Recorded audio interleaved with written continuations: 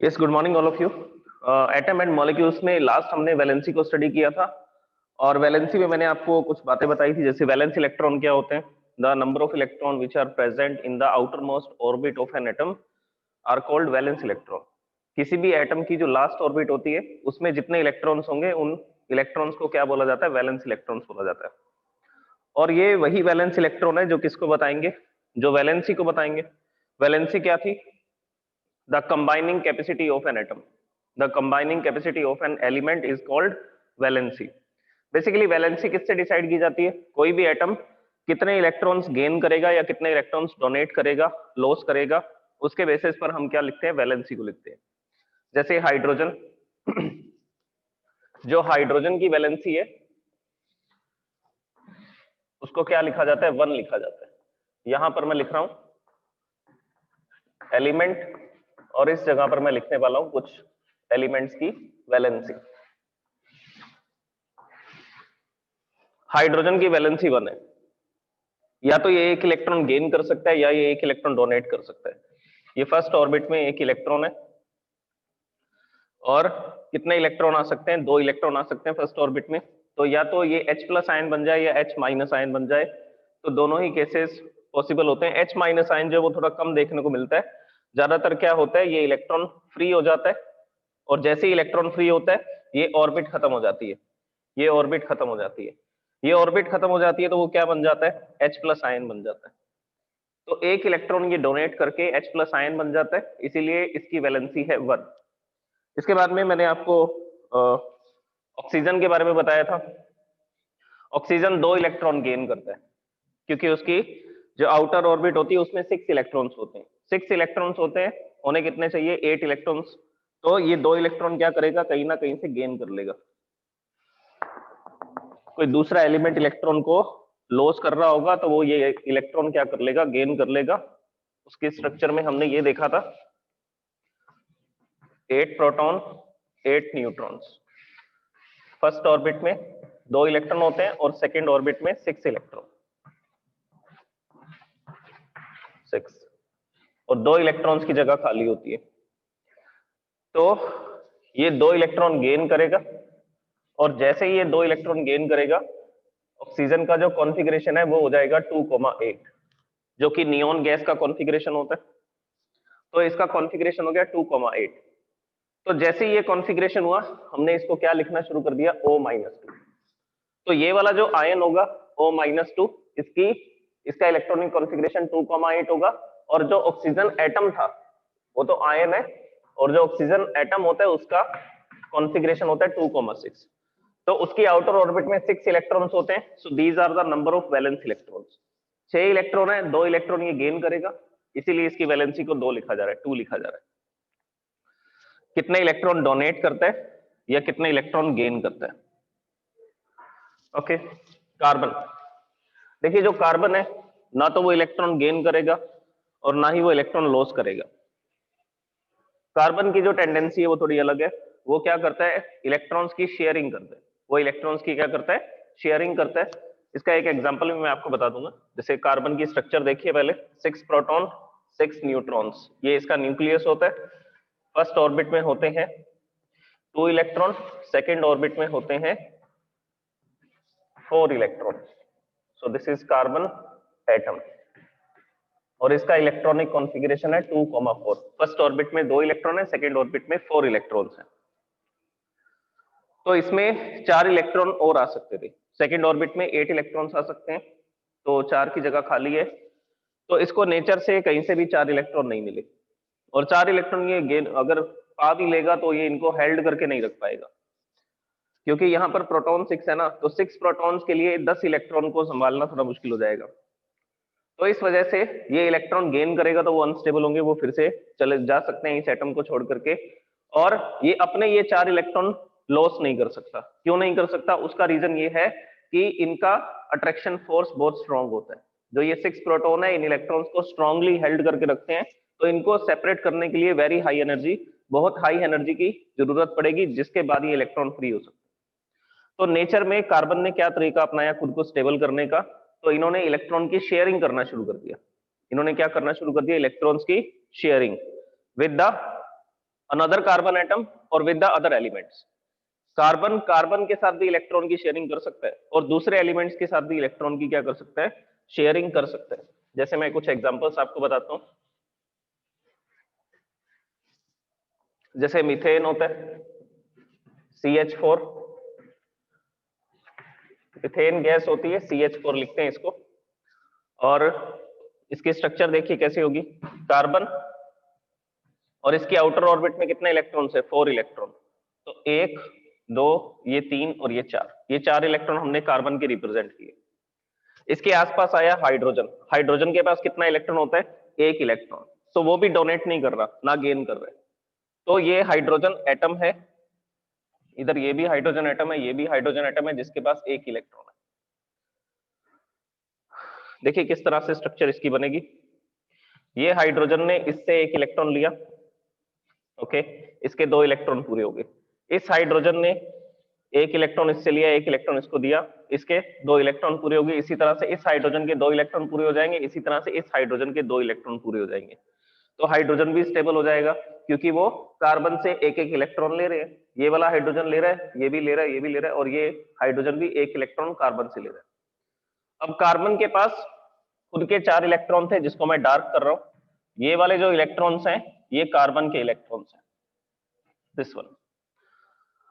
और हाइड्रोजन अपना 1 इलेक्ट्रॉन इसको शेयर कर रहा है, ये वाला हाइड्रोजन इसको शेयर कर रहा है, ये हाइड्रोजन इसको, ये हाइड्रोजन इसको। तो कार्बन के टोटल नंबर ऑफ इलेक्ट्रॉन्स कितने हो गए, कार्बन के टोटल नंबर ऑफ इलेक्ट्रॉन्स हो गए 8। वैलेंस इलेक्ट्रॉन देख लीजिए, 4 इलेक्ट्रॉन इसके पास खुद के थे और 1-1 इलेक्ट्रॉन इन सब हाइड्रोजन ने शेयर किया इसके साथ। तो 4 इलेक्ट्रॉन खुद के और 4 इनसे मिल गए, तो इसका जो ऑक्टेट है वो कंप्लीट हो जाएगा। तो इस तरह से जो कार्बन है वो इलेक्ट्रॉन की शेयरिंग करता है विद द सेम एलिमेंट और with the other element. Carbon carbon के साथ भी शेयरिंग कर सकता है इलेक्ट्रॉन्स की, ओके। तो इसलिए इसकी वैलेंसी 4 लिखी जाएगी because it is sharing 4 electrons. ये अपने आउटर ऑर्बिट के 4 इलेक्ट्रॉन्स को शेयर करता है, तो इसलिए इसकी वैलेंसी है 4। नाइट्रोजन, नाइट्रोजन जो है वो 3-3 इलेक्ट्रॉन की शेयरिंग करता है या 3 इलेक्ट्रॉन गेन करता है, तो इसलिए उसकी वैलेंसी 3 लिखी जाती है। सोडियम, सोडियम की वैलेंसी क्या लिखोगे, सोडियम की वैलेंसी हम लोग 1 लिखेंगे क्योंकि ये 1 इलेक्ट्रॉन डोनेट करता है। मैग्नीशियम, मैग्नीशियम की वैलेंसी आप लिख सकते हो 2 because it is also losing 2 electrons. 2 electron का लॉस होता है, इसी के बाद Mg+2 बनता है, फिर वो किसी दूसरे एलिमेंट के साथ जुड़ सकता है। क्लोरीन की वैलेंसी 1 होगी, Cl-1 लिखते हैं ना क्योंकि वो 1 इलेक्ट्रॉन गेन करता है, तो ये 1 इलेक्ट्रॉन गेन कर रहा है इसलिए इसकी वैलेंसी 1 है। ब्रोमीन, आयोडीन, इनकी वैलेंसीज भी 1 होती हैं।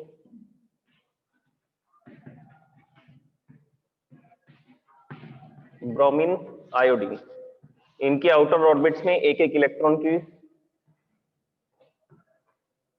गेनिंग होती है। ब्रोमीन भी 1 इलेक्ट्रॉन गेन करके क्या बनता है, Br-1। आयोडीन भी 1 इलेक्ट्रॉन गेन करके क्या बनता है, I-1। तो इसलिए इनकी वैलेंसी 1 है क्योंकि ये 1-1 इलेक्ट्रॉन गेन कर रहे हैं, ओके। और भी एग्जांपल देख सकते हैं। कैल्शियम का लिख लेते हैं, एल्यूमिनियम का लिख लेते हैं।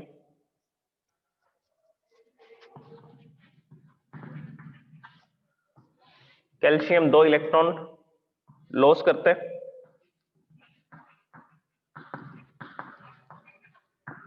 एल्यूमिनियम, एल्यूमिनियम की वैलेंसी 3 होती है, ये अपनी आउटर ऑर्बिट के 3 इलेक्ट्रॉन डोनेट कर देता है।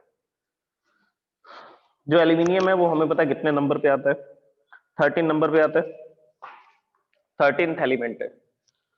13th एलिमेंट है तो उसमें 13 प्रोटॉन होंगे और 13 ही इलेक्ट्रॉन होंगे, तो उसकी स्ट्रक्चर ये बनेगी 13 प्रोटॉन 13 न्यूट्रॉन्स। ये इसका न्यूक्लियस, फर्स्ट ऑर्बिट में 2 इलेक्ट्रॉन्स, सेकेंड ऑर्बिट में 8 electrons, and in the third orbit there are 3 electrons. Third orbit में कितने इलेक्ट्रॉन्स होते हैं, 3 इलेक्ट्रॉन्स होते हैं। तो इसका कॉन्फ़िगरेशन होता है 2,8,3। तो ये अपने 3 इलेक्ट्रॉन को लॉस कर देता है और थर्ड ऑर्बिट ही खत्म हो जाती है। और अगर 3 इलेक्ट्रॉन की डेफिशिएंसी हो रही है तो हम इस पर कितना चार्ज लिखेंगे, +3। ये पॉजिटिवली चार्ज आयन होगा, तो क्या लिखा जाएगा Al+3। तो इस तरह से ये वैलेंसीज को हम लोग लिख सकते हैं। फॉस्फोरस की वैलेंसी, जो फॉस्फोरस है उसकी वैलेंसी 2 लिखी जाती है। उसकी वैलेंसी एक तो 5 होती है और एक 3 होती है, दोनों पॉसिबल है। 15th एलिमेंट है।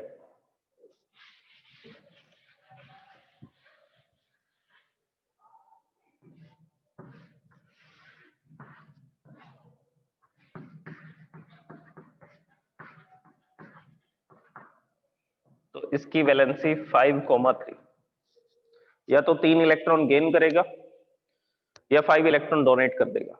तो इसकी स्ट्रक्चर देखते हैं पहले।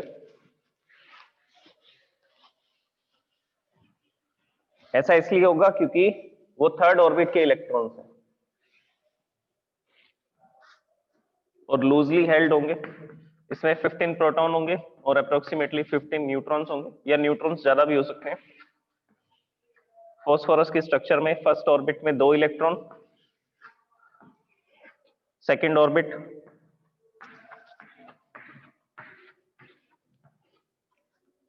ये अभी मैं आपको स्ट्रक्चर्स बता रहा हूं, और ये सारी की सारी जो स्ट्रक्चर्स मैं आपको बता रहा हूं ये हम नेक्स्ट चैप्टर में भी देखेंगे, because next chapter is structure of an atom. तो उसमें भी हम इसी को स्टडी करेंगे। ये 5 इलेक्ट्रॉन्स हैं थर्ड ऑर्बिट में, और 3 इलेक्ट्रॉन और आ सकते हैं इसमें। इसमें 3 इलेक्ट्रॉन और आ सकते हैं क्योंकि लास्ट ऑर्बिट में 8 इलेक्ट्रॉन हो सकते हैं। तो अब ये क्या करेगा, या तो 5 इलेक्ट्रॉन लॉस कर देगा। हमने फॉस्फोरस को गर्म किया, गर्म करने पर हमने ये देखा कि इसके जो इलेक्ट्रॉन्स हैं उनको इतनी एनर्जी मिल गई कि ये सारे इलेक्ट्रॉन फ्री इलेक्ट्रॉन हो गए। अगर ये सारे इलेक्ट्रॉन फ्री इलेक्ट्रॉन हो जाएंगे तो उस केस में जो फॉस्फोरस बनेगा उसको लिखा जाएगा +5। 5 इलेक्ट्रॉन का लॉस हो रहा है, 5 इलेक्ट्रॉन्स की डेफिशिएंसी हो रही है, इसीलिए इस फॉस्फोरस को क्या लिखा जाएगा, P+5 लिखा जाएगा। इसके अलावा ऐसा भी पॉसिबल है कि 3 इलेक्ट्रॉन इसको कहीं से मिल जाए। तो ये 3 इलेक्ट्रॉन अगर गेन कर लेगा, ये इसने 3 इलेक्ट्रॉन गेन कर लिए, तो उस केस में इसका कॉन्फ़िगरेशन हो जाएगा 2,8,8। इस केस में इसके पास प्रोटॉन तो अभी भी 15 है, लेकिन इलेक्ट्रॉन कितने हो गए, इलेक्ट्रॉन 18 हो गए, और नेट चार्ज कितना हो जाएगा, -3। तो इस फॉस्फोरस को क्या लिखा जाएगा, P-3। तो अगर 5 इलेक्ट्रॉन लॉस करेगा उस समय पर ये P+5 बन सकता है, 3 इलेक्ट्रॉन गेन करेगा तो P-3 बन सकता है। तो इसलिए इसकी 2 वैलेंसीज लिखी जाती हैं 5,3, और ये दोनों स्टेट में देखा गया, +5 में भी और -3 में भी, इसीलिए इसकी दोनों वैलेंसीज लिखी गई। तो ये था वैलेंसी के बारे में। अब हम बात करते हैं फॉर्मूलाज की, मॉलिक्यूलर फॉर्मूलाज। फॉर्मूला लिखने के लिए कुछ स्टेप्स मैं आपको बताता हूं, वो स्टेप्स आपको फॉलो करने हैं। उस बेसिस पर आप लोग क्या करेंगे, डिफरेंट डिफरेंट मॉलिक्यूल्स के फॉर्मूलाज को डिराइव करेंगे, बनाएंगे। Okay, the next topic is chemical फॉर्मूले।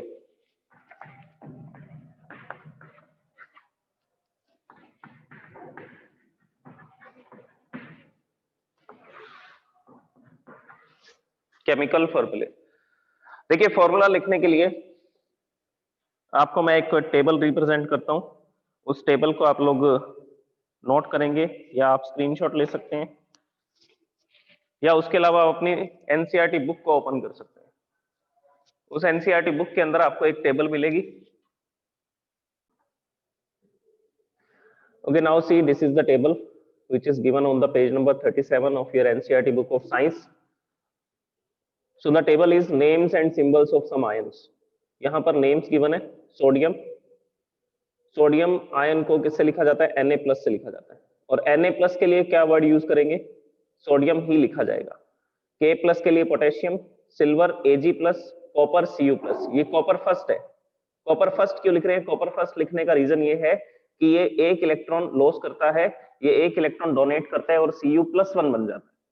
अब यहां पर देखिए Cu+2 भी लिखा हुआ है, तो ये कॉपर सेकंड है। यहाँ पर कॉपर सेकंड लिखा हुआ है क्योंकि ये 2 इलेक्ट्रॉन डोनेट करता है, 2 इलेक्ट्रॉन लॉस करता है, इसलिए ये Cu+2 बन जाता है। तो कॉपर के साथ भी दोनों पॉसिबल है।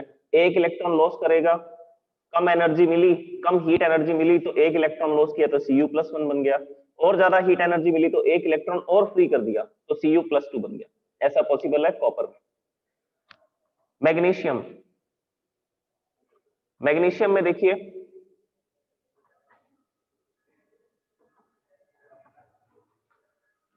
Mg+2, calcium Ca+2, zinc Zn+2, iron Fe+2। ये आयरन सेकंड है, आयरन सेकंड का मतलब है 2 इलेक्ट्रॉन फ्री कर रहा है, इसलिए Fe+2 लिख रहे हैं। और आयरन थर्ड का मतलब है ये 3 इलेक्ट्रॉन फ्री करता है, Fe+3 है, इसलिए इसको आयरन थर्ड ऑक्साइड लिखेंगे, आयरन थर्ड लिखा जाता है। Okay, aluminium Al+3, hydrogen, hydrogen में देखिए क्या होगा H+, हाइड्राइड H-, अगर ये एक इलेक्ट्रॉन गेन करता है तो हाइड्राइड बनता है, और उसको किससे लिखा जाता है, H- से लिखा जाता है। क्लोरीन Cl-, Cl- को क्या लिखना है, क्लोराइड लिखना है। क्या लिखना है, IDE लगा देंगे लास्ट में, IDE। यहां पर देखिए हाइड्राइड लिखा होता है, ये क्लोराइड है, ये ब्रोमाइड है, और ये आयोडाइड है। ऑक्साइड, सल्फाइड, सब में देखो लास्ट में क्या लगा हुआ है, सबके लास्ट में IDE लिखा हुआ है। कौन से आयंस के लिए, नेगेटिव आयंस के लिए। कौन से नेगेटिव आयंस, जिसमें एक इलेक्ट्रॉन गेन कर रहा है, 2 इलेक्ट्रॉन गेन कर रहा है, और 3 इलेक्ट्रॉन गेन कर रहा है। और ये एलिमेंट्स के आयंस हैं, ये एलिमेंट्स के आयंस है। देखो ये लिखा हुआ है non metallic elements. Oxide O-2, sulphide S2-, nitride N3-। Nitrogen 3 electron gain करता है तो N3- बन सकता है, और उसको नाइट्राइड बोला जाएगा। IDE लगाना है नेगेटिव आयंस के लिए, जो एलिमेंट्स के नेगेटिव आयंस है। अब ये देखो next, polyatomic ions, polyatomic ions, ये पॉलीएटॉमिक आयंस है। और इसमें क्या होगा, पॉलीएटॉमिक का मतलब समझ आ रहा है, जिसमें एक से ज्यादा एटम्स होंगे। पॉली का मतलब मैनी, और एटॉमिक मतलब एटम्स के आयन होगा। तो NH4, इसमें एक नाइट्रोजन है, 4 हाइड्रोजन है, और इसके ऊपर कितना चार्ज होता है, +1 चार्ज होता है, इसको अमोनियम बोला जाता है। OH नेगेटिव, OH नेगेटिव को बोला जाता है hydroxide. NO3-, nitrate, hydrogen carbonate, ये देखो ये एक ही है, हाइड्रोजन कार्बोनेट, इसको HCO3- से लिखा जाता है, hydrogen carbonate HCO3-। Carbonate CO3-2, CO3 पे -2 चार्ज होता है। अब देखो इसमें डिफरेंस याद रखना, SO3 है और SO4 है, SO3 एंड SO4। अगर SO3-2 है तो क्या बोलेंगे, सल्फाइट बोलेंगे, ITE लगाएंगे। अगर SO3-2 है तो सल्फाइट लिखेंगे, और SO4-2 है तो क्या लिखेंगे, सल्फेट। उसमें लगाना है ITE, इसमें लगाना है ATE, सल्फेट। PO4-3 है तो फॉस्फेट। बस इसमें डिफरेंस याद रखना, ये सल्फाइट और सल्फेट में, SO3-2 and SO4-2। So you can take the screenshot of this table. देखिए टेबल आप सब लोगों ने देख ली है। अब इसके बाद में हमें किस तरह से फॉर्मूलाज को लिखना पड़ेगा, तो सबसे पहले फॉर्मूला लिखने के लिए हमें उसके सिंबल्स को लिखना पड़ेगा। जैसे कि एक एग्जांपल लेकर के चलते हैं जो हम लोग स्टडी कर चुके हैं, सोडियम क्लोराइड। सोडियम क्लोराइड के लिए फॉर्मूला लिखना है, तो सबसे पहले हम लोग क्या करेंगे, इसके सिंबल्स को लिखेंगे इस तरह से। सोडियम का सिंबल होगा Na, और क्लोराइड का जो सिंबल होगा वो क्या लिखा जाएगा, Cl लिखा जाएगा। और यहां पर हम इसकी क्या लिखेंगे, वैलेंसी। यहां पर क्या लिखी जाएगी, इसकी वैलेंसी लिखी जाएगी। वैलेंसी में आप यहां पर प्लस माइनस कुछ भी नहीं लगाएंगे। सोडियम, सोडियम की वैलेंसी 1 होती है, वो कहां से पता लगेगा, क्योंकि उसको Na+1 लिखा जाता है। क्लोरीन की वैलेंसी भी 1 होती है, क्योंकि उसको Cl-1 लिखा जाता है। तो यहां पर आपको सिर्फ 1 लिखना है, प्लस माइनस नहीं लिखना। उसके बाद में आपको इसको क्रिस क्रॉस करना है, ऐसा क्रॉस मल्टीप्लाई कर देना है, और यहां पर लिखेंगे फिर इसका केमिकल फॉर्मूला। ये केमिकल फॉर्मूला लिखेंगे NaCl। ये तो सिंपल एग्जांपल हुआ बिल्कुल। अब हम उसमें देखते हैं कि जिसमें वैलेंसी जो है वो 1 ना हो, अलग हो। वैलेंसी अगर अलग होगी तो उस केस में देखिए क्या करना है। स्टेप्स मैंने आपको बता दिए। सबसे पहले सिंबल्स लिखे जाएंगे, सिंबल्स लिखने के बाद वैलेंसी लिखेंगे, वैलेंसी लिखने के बाद इसको क्रिस क्रॉस कर देंगे, उसके बाद में फिर हम इसका केमिकल फॉर्मूला लिखेंगे। नेक्स्ट एग्जांपल देखिए जिसमें थोड़ा चेंज है, that is magnesium chloride. Magnesium chloride table के अकॉर्डिंग मैग्नीशियम को लिखा जाता है Mg+2 और इसको लिखा जाता है Cl-1। तो हम सबसे पहले इसके सिंबल्स को लिखते हैं। मैग्नीशियम का सिंबल लिखेंगे Mg और क्लोराइड मतलब कि क्लोरीन का सिंबल लिखेंगे Cl। वैलेंसी, मैग्नीशियम की वैलेंसी है 2 और क्लोरीन की वैलेंसी है 1। अब कर दो क्रिस क्रॉस, तो Cl के साथ 2 को लिखा जाएगा और मैग्नीशियम के साथ 1 को लिखा जाएगा। तो 1 को लिखना जरूरी नहीं है, यहां पर आप Mg1 नहीं लिखेंगे, यहां पर आप Mg1 नहीं लिखेंगे, क्या लिखेंगे MgCl और Cl के सबस्क्रिप्ट में क्या लिखा जाएगा 2 लिखा जाएगा, तो ये फॉर्मूला बनेगा MgCl2। तो यहां पर ये जो वैलेंसी लिखी होगी इसको मल्टीप्लाई करना है, यहां पर 2 आ गया तो Cl2 लिख दिया हमने, Mg1 था तो 1 को नहीं लिखेंगे। तो ये सिंपल सी ट्रिक है इन फॉर्मूलाज को सॉल्व करने के लिए, फॉर्मूलाज बनाने के लिए नेम से फॉर्मूला बना सकते हैं। अच्छा, अब ये MgCl2 क्यों लिखा गया वो आपको अच्छे से पता है कि Mg+2, तो इधर कितना चार्ज हुआ, ये चार्ज हुआ +2। अब इस चार्ज को बैलेंस भी तो करना है, तो यहां पर आएगा Cl-1 और इधर आएगा Cl-1, तो ये -1 नेट चार्ज कितना हो जाएगा, ये आ जाएगा -2 +2 -2 नेट चार्ज क्या होगा, नेट चार्ज इसका होगा 0। तो इस तरह से ये मॉलिक्यूल क्रिएट हुआ होगा नेचर के अंदर, Mg+2 और 2 Cl- जुड़े होंगे एक दूसरे के साथ में, इसीलिए लिखा जा रहा है MgCl2। अब नेक्स्ट और देखिए। अच्छा, एक एक्सेप्शन भी देख लो जिसमें दोनों की वैलेंसी सेम होगी। अगर वैलेंसी सेम होगी तो उस केस में आपको फॉर्मूला के अंदर कुछ भी मल्टीप्लाई नहीं करना है, सिर्फ आपको रिप्रेजेंट करना है। जैसे कि हम लोग एक एग्जांपल लिखते हैं कैल्शियम ऑक्साइड का, कैल्शियम ऑक्साइड, कैल्शियम का सिंबल है Ca, ऑक्साइड मतलब ऑक्सीजन, और कैल्शियम की वैलेंसी होती है 2, ऑक्सीजन की वैलेंसी भी होती है 2। ये लिखा जाता है Ca+2 और ऑक्सीजन को लिखा जाता है O-2, Ca+2 और O-2। तो दोनों की वैलेंसी 2 आ रही है, आपको सिर्फ यहां पर ऐसा क्रिस क्रॉस शो करना है और फॉर्मूला क्या लिखना है, कैल्शियम ऑक्साइड CaO, 2 से मल्टीप्लाई नहीं करना किसी भी नंबर को। तो इस तरह के फॉर्मूलाज के अंदर जिसमें वैलेंसी सेम आएगी, वैलेंसी सेम आएगी उसमें सिर्फ क्रिस क्रॉस रिप्रेजेंट करना है, लेकिन मल्टीप्लाई नहीं करना, फॉर्मूला डायरेक्ट लिखना, कैल्शियम ऑक्साइड CaO हो जाएगा। नेट चार्ज बैलेंस हो रहा है क्या, ये +2 है ये -2 है, इसका नेट चार्ज कितना आएगा, 0 आएगा। तो इस तरह से ये एक मॉलिक्यूल नेचर में बनता है कैल्शियम ऑक्साइड। और भी एग्जांपल्स लिख सकते हैं बहुत सारे, जैसे कि वाटर का एग्जांपल ही लिख सकते हैं, हाइड्रोजन ऑक्साइड,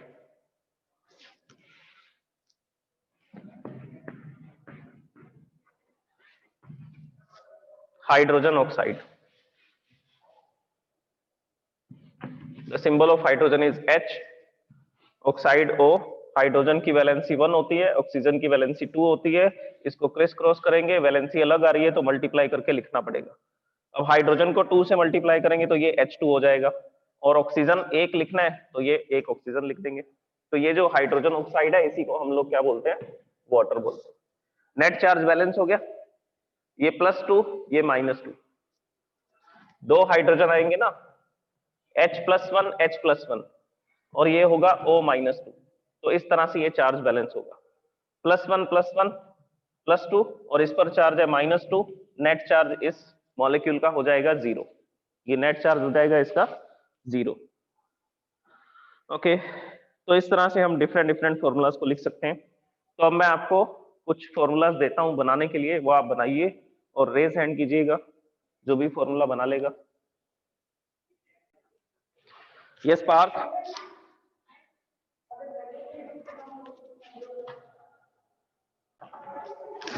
यस पार्थ, अब बताइए। Aluminium, the symbol of aluminium Al, Al2, oxygen. अरे स्टेप बाय स्टेप बताओ ना, ऐसे नहीं यार। वैलेंसी, Al की वैलेंसी 3 +3, एल्यूमिनियम की वैलेंसी है 3, ऑक्सीजन की वैलेंसी है 2 इसको क्रिस क्रॉस करेंगे, then formula will be Al2O3 Al2O3। अब इसकी स्ट्रक्चर देखिए, ये Al2O3 क्यों लिखा हमने, इसकी स्ट्रक्चर भी आपको पता होनी चाहिए। Aluminium, it is having charge +3 because it has deficiency of 3 electrons. इसके पास +3 चार्ज है क्योंकि इसके अंदर 3 इलेक्ट्रॉन की डेफिशिएंसी है। सो ये 2 एल्यूमिनियम हो गए +3 वाले, और ऑक्सीजन कितनी होंगी, 3 ऑक्सीजन ऑफ -2 चार्ज। तो इसीलिए लिखा जा रहा है Al2O3। 2 एल्यूमिनियम है और ऑक्सीजन कितने होंगे, ऑक्सीजन 3 होंगे। नेट चार्ज देख लीजिए कितना हो रहा है, ये है +6, यहां पर टोटल चार्ज कितना है -6, और इसका नेट चार्ज कितना आ जाएगा, इसका नेट चार्ज आएगा 0। तो इस तरह से ये मॉलिक्यूल क्रिएट हुआ Al2O3। अब आप अपनी एनसीईआरटी बुक में से क्या करेंगे, इनकी प्रैक्टिस करेंगे, फॉर्मूलाज की, जो जो फॉर्मूलाज होते हैं। Okay, thank you so much.